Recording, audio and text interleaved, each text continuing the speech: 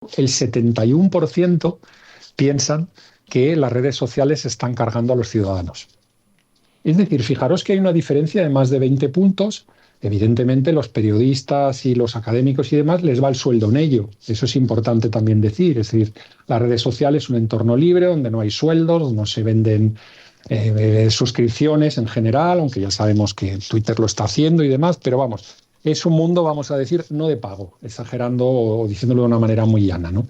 Sin embargo, fijaros que hay esta gran diferencia, es lo que me llevó a hacer esta reflexión. Es decir, la red social se ha vuelto contra el padre, se está rebelando contra el padre, contra su creador.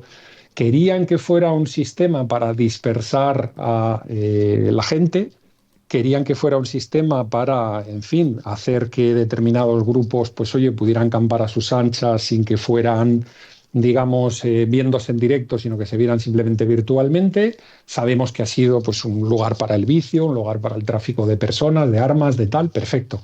Pero ahora mismo, claro, el problema es que se está organizando gente en Internet que no va obedeciendo a la oligarquía. Y esta es la rebelión contra el padre que yo he comentado en otros programas. Lo que quiero subrayar ahora es más bien el hecho de que ahora mismo esto se ha convertido, y en las últimas semanas lo hemos visto, se ha convertido en la excusa para todo.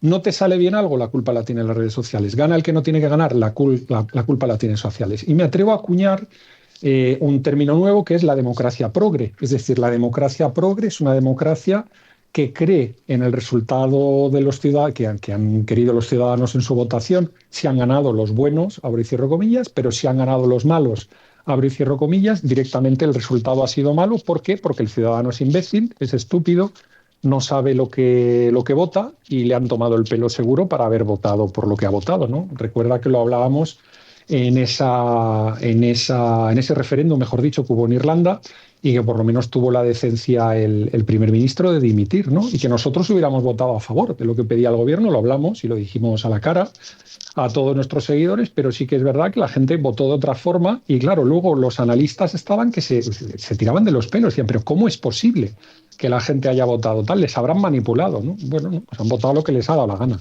¿Qué vamos a hacer, no? Dentro de las redes sociales también hay una taxonomía, es decir, hay redes sociales a por las que se va, contra ellas. Telegram, arrestado el consejero delegado en Francia, X Twitter, lo has mencionado tú, Elon Musk, ahora mismo como un monigote al que pegarle, y los chinos de TikTok, que también pues, se les acusa de muchas cosas, como ha pasado en el caso de las elecciones rumanas, y otros que de momento se salvan, como los de Meta, Facebook, Instagram, y los de Google con el YouTube. Esos de momento se salvan, pero también es verdad que el propio Zuckerberg, ya sabemos lo que ha dicho, ha llegado a declarar ante, no recuerdo si era el Senado o el Parlamento norteamericano, la Cámara de Representantes, ha llegado a declarar que le obligó la administración Biden, a censurar determinados contenidos en aras del bien nacional y del interés nacional y tal. Y dice que no lo va a volver a hacer en su vida y que no se va a meter en nada más en su vida, ¿no? Hemos visto también cómo se ha quitado de en medio el de Amazon, en fin, se está quitando de medio mucha gente que no quiere tocarle las narices al nuevo inquilino de la Casa Blanca, porque ya saben lo que viene.